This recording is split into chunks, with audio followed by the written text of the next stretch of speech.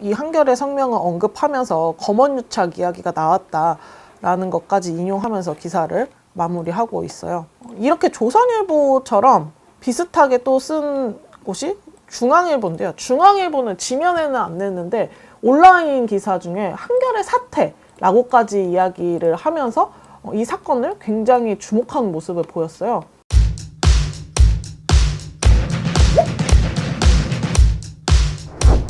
29일 한겨레 신문에 사과문이 실렸습니다.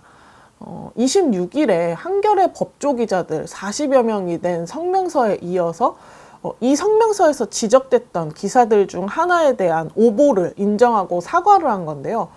이 사과문에 대해서 조선일보나 중앙일보 등은 권언유착이라면서 비판하기도 했습니다.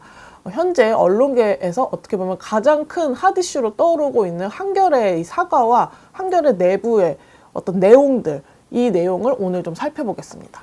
오늘 한겨레 신문입니다. 1면은 아니고요. 2면에 굉장히 잘 보이는 곳에 이렇게 사과문이 실려 있습니다. 이용구 차관 관련 보도 사과드립니다. 이런 사과문인데요. 내용을 좀 봐볼게요.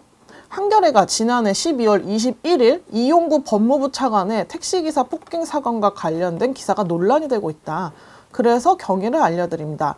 그 당시에 이용구 사건 관련 검찰 수사 지침이 목적지 도달 뒤엔 운행 중 아니다 란 제목으로 기사를 올렸습니다. 그 서울중앙지검의 교통사범수사실무라는 지검 차원의 내부 지침서를 다룬 건데 이때는 내부 지침에서 단순 폭행이 검찰에 송치됐어도 불기소 처분될 것이다. 이렇게 기사를 썼다는 거예요.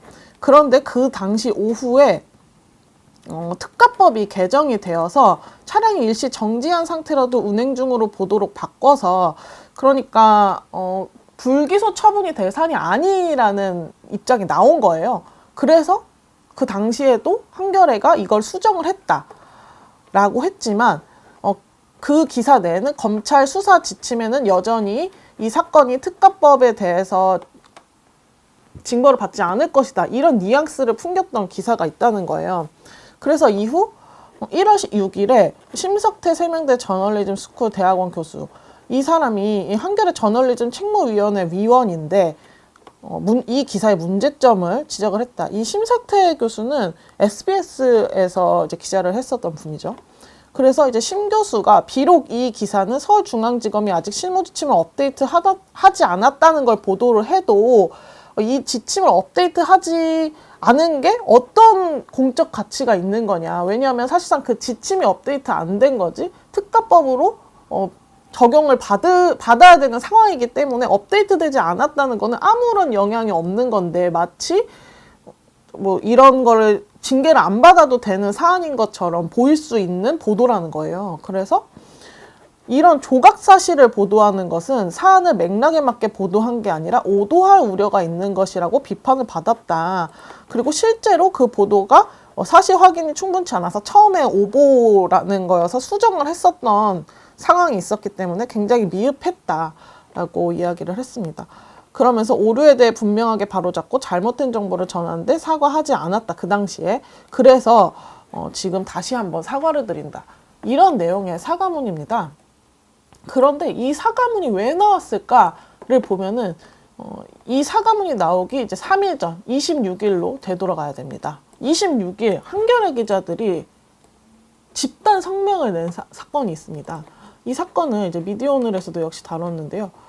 성명의 원본을 이제 보여드리기보다는 이 기사 내에서 어떤 내용인지 좀 보여드릴게요.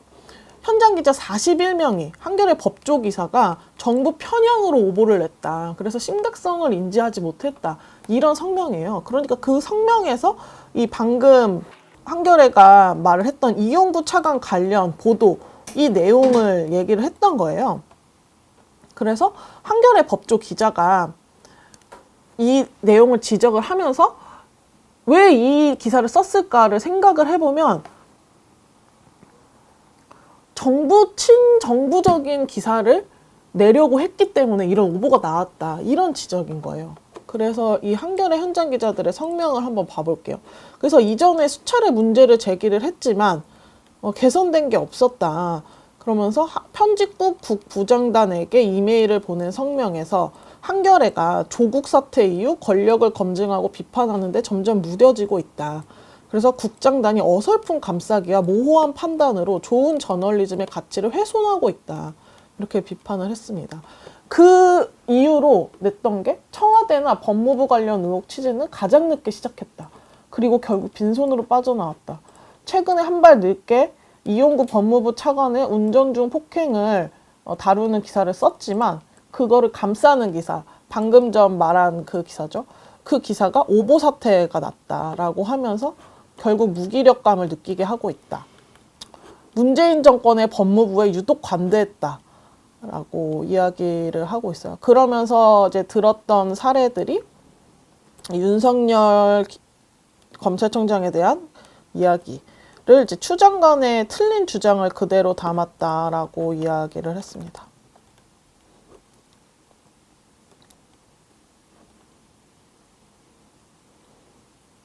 그리고 이제 윤석열 검찰총장과 그 추미애 법무부 장관, 당시 법무부 장관의 어떤 갈등이 있었을 때도 추미애 장관의 편향된 그런 치중된 기사를 썼다고 한겨레 기자들이 성명을 낸 겁니다.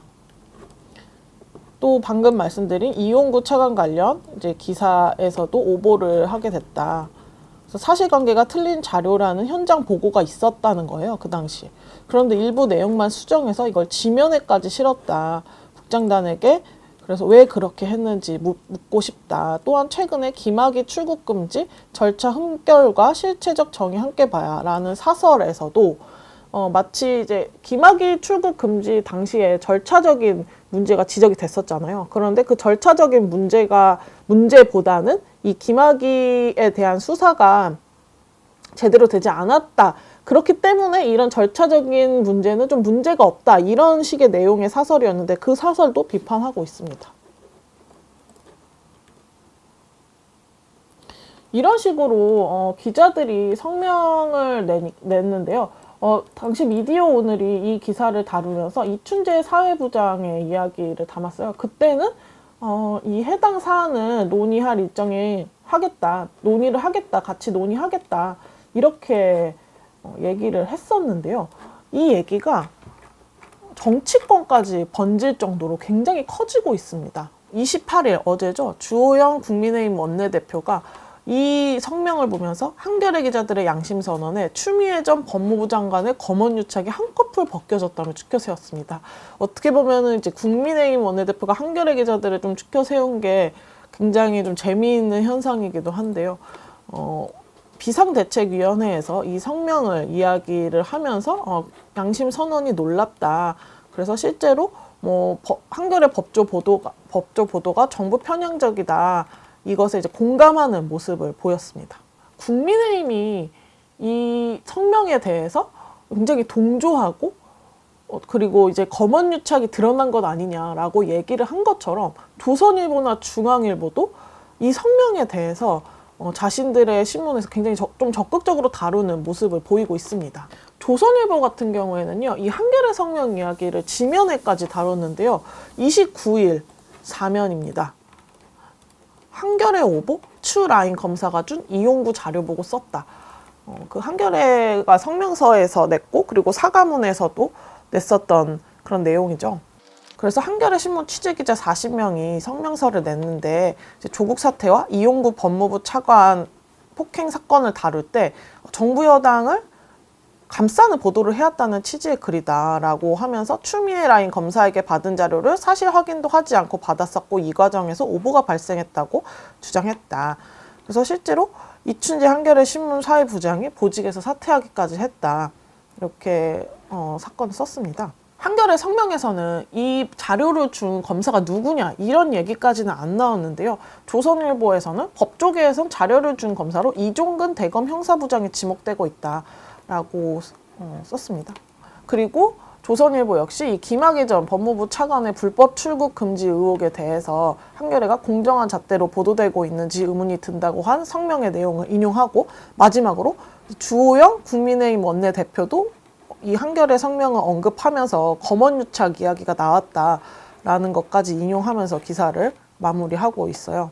이렇게 조선일보처럼 비슷하게 또 쓴 곳이 중앙일보인데요. 중앙일보는 지면에는 안 냈는데 온라인 기사 중에 한겨레 사태라고까지 이야기를 하면서 이 사건을 굉장히 주목한 모습을 보였어요. 그래서 한겨레 사태 드러나는 권언유착, 이런 제목의 칼럼입니다. 그러면서 한겨레 신문의 내용이 심각해 보인다라고 하면서 성명 이야기를 쓰고, 추미애 라인 검사에게 받은 자료 사실 확인하지도 않고 받아 써준 결과, 이런 것들을 주목해서 기사를 썼습니다. 그런데 이 중앙일보나 조선일보의 기사를 보면요, 이 한겨레 기자들의 어떻게 보면 자성의 성명을 권언유착, 검언유착이 아니라 권언유착의 증거다, 이런 식으로 프레임을 잡고 기사를 쓰고 있습니다. 이 중앙일보의 온라인 기사를 보면요, 정치 권력이 언론에 거짓 정보를 흘린 것은 한겨레만이 아니다. 대표적인 예가 검언유착 보도. MBC가 이 이동재 채널A 전 기자와 한동훈 검사와의 검언유착을 보도했는데, 이것이 조선일보나 중앙일보 같은 보수 언론은 오히려 MBC가 권언유착 보도를 했다, 이렇게 계속 써왔잖아요. 그러니까 이것과 같은 거 아니냐, 이런 식으로 기사를 전개를 하고 있는 겁니다.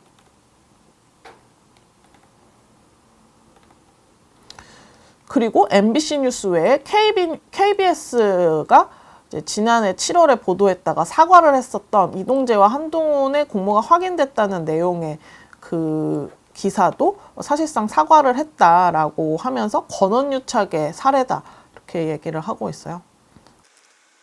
그래서 이 마지막으로 한겨레 현장 기자들처럼 진실을 찾으려는 노력에 갈채를 보내야 한다라고 하면서 이 주호영 국민의힘 원내대표랑 비슷한 내용의 이야기를 썼습니다.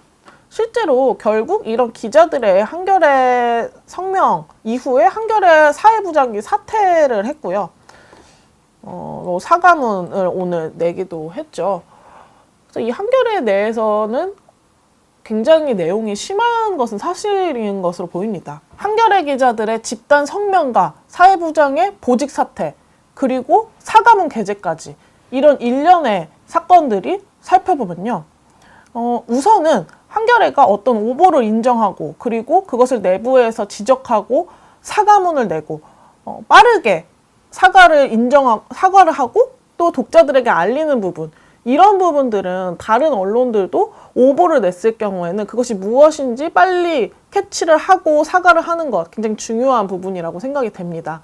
그런데 이 한겨레 집단 성명에 대해서 좀 여러 가지 생각해 볼 것들이 있고, 그리고 앞으로도 한겨레 내 안에서 굉장한 내용들이 잇따를 것으로 보여지는데요.